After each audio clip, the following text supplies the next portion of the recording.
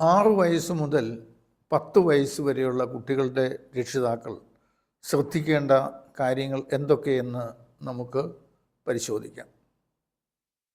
ഒന്ന്, അനുഭവങ്ങൾ പങ്കുവയ്ക്കാൻ കുട്ടിയെ പ്രേരിപ്പിക്കുക. അത് നിത്യാനുഭവങ്ങളിൽ നിന്ന് അത് കുട്ടിയോട് ചോദിക്കുകയും കുട്ടി അത് പങ്കുവയ്ക്കുന്നതിന് കുട്ടിക്ക് പരിശീലനം നൽകുകയും ചെയ്യുക. കുട്ടിയോട് കുട്ടിയുടെ ലക്ഷ്യം എന്താണ് എന്ന് ചോദിച്ച് മനസ്സിലാക്കുകയും ആ ലക്ഷ്യം നിശ്ചയിച്ച് പ്രയത്നിക്കാൻ വേണ്ടി കുട്ടിയെ പരിശീലിപ്പിക്കുകയും ചെയ്യാം. 3, ദിവസേന അരമണിക്കൂർ സമയമെങ്കിലും കുട്ടികളോടൊത്ത് സന്തോഷമായി ചെലവഴിക്കുക. ഈ സമയങ്ങളിൽ കുട്ടിയുടെ സ്കൂളിനെ പറ്റിയും സുഹൃത്തുക്കളെ പറ്റിയും കുട്ടി അന്ന് ചെലവിട്ട സമയത്തെപ്പറ്റിയും ഒക്കെ ചോദിച്ച് അറിയാൻ വേണ്ടി രക്ഷിതാക്കൾക്ക് ശ്രമിക്കാം. 4, കുട്ടിക്ക് മുന്നിൽ മികച്ച മാതൃകയാകുക.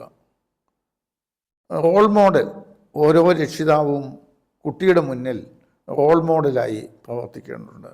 മാതൃകാ പുരുഷന്മാരായി പ്രവർത്തിക്കുന്നതിലൂടെ കുട്ടികളിലും നല്ല അച്ചടക്കബോധവും നല്ല ഒരു വ്യക്തിയാകുവാനുള്ള അഭിവാഞ്ചയും കുട്ടികളിൽ സൃഷ്ടിച്ചെടുക്കാൻ സാധിക്കും.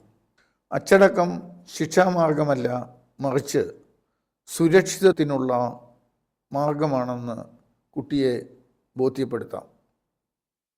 അനുഭവങ്ങളിൽ നിന്ന് പാഠം പഠിക്കാൻ കുട്ടിയെ അനുവദിക്കുക.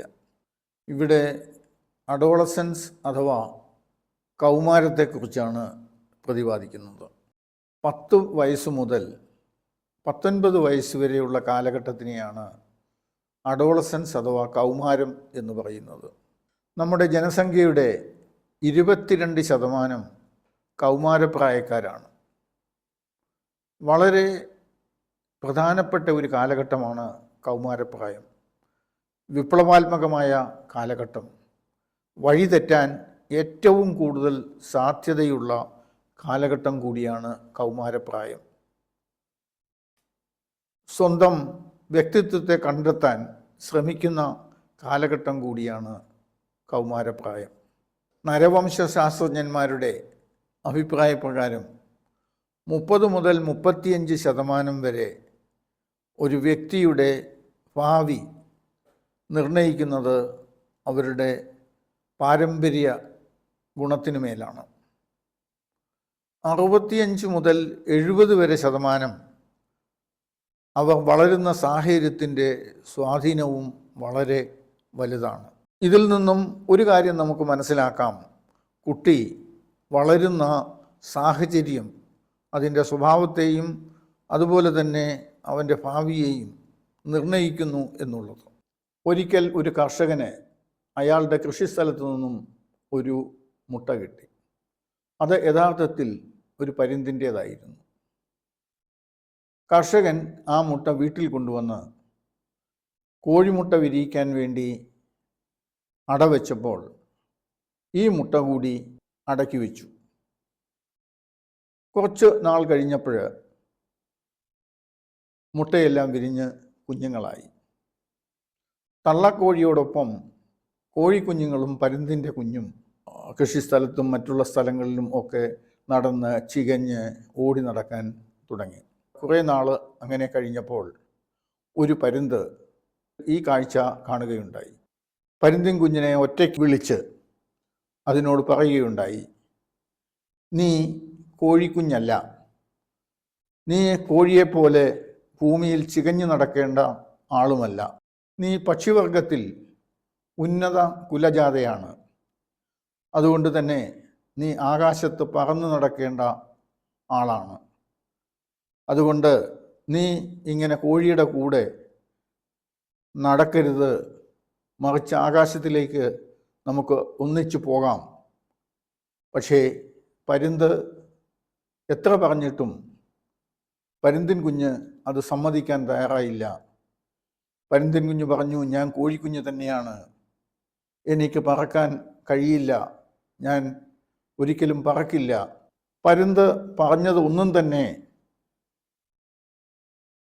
കൂട്ടാക്കാൻ പരുന്തിൻ കുഞ്ഞ് തയ്യാറായില്ല. ഇതിൽ നിന്നും നാം ഒരു കാര്യം മനസ്സിലാക്കണം. നാം ജീവിക്കുന്ന സാഹചര്യം അത് ഒരു വ്യക്തിയുടെ സ്വഭാവ രൂപീകരണത്തിലും ഭാവി ജീവിതത്തിലും ഒരുപാട് സ്വാധീനം ചെലുത്തുന്നുണ്ട്. എന്താണ് അഡോളസൻസ് അഥവാ കൗമാരം? അഡോളസൻസ് എന്ന പദം അഡോളസെയർ എന്ന ലാറ്റിൻ പദത്തിൽ നിന്നുമാണ് ഉദയം കൊണ്ടിട്ടുള്ളത്. അതിൻ്റെ അർത്ഥം വളർച്ചയിലേക്ക് എന്നാണ്.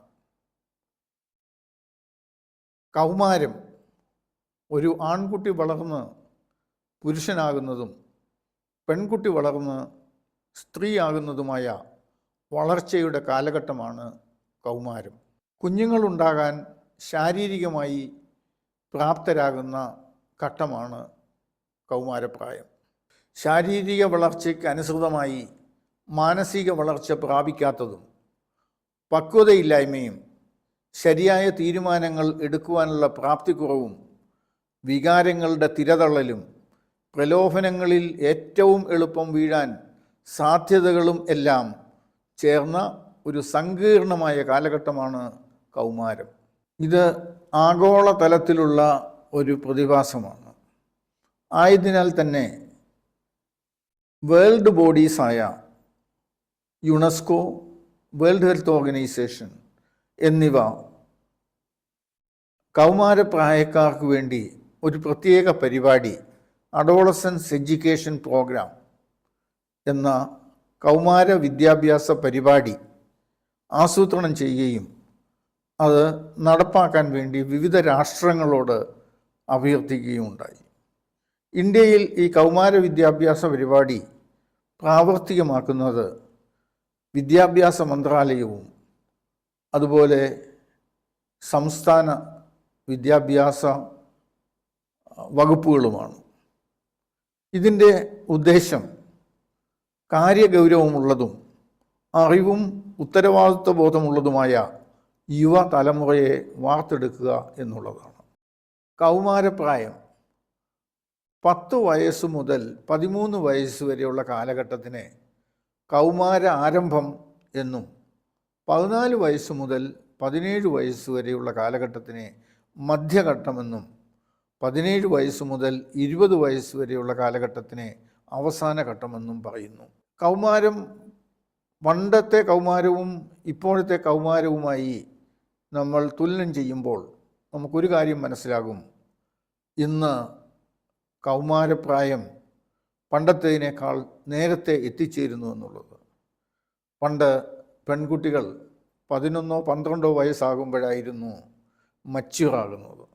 പക്ഷേ ഇന്ന് 8-9 വയസ്സാകുമ്പോഴത്തേക്ക് പെൺകുട്ടികൾ മച്യൂറാകുന്നതായി നമുക്ക് കാണാൻ സാധിക്കുന്നു.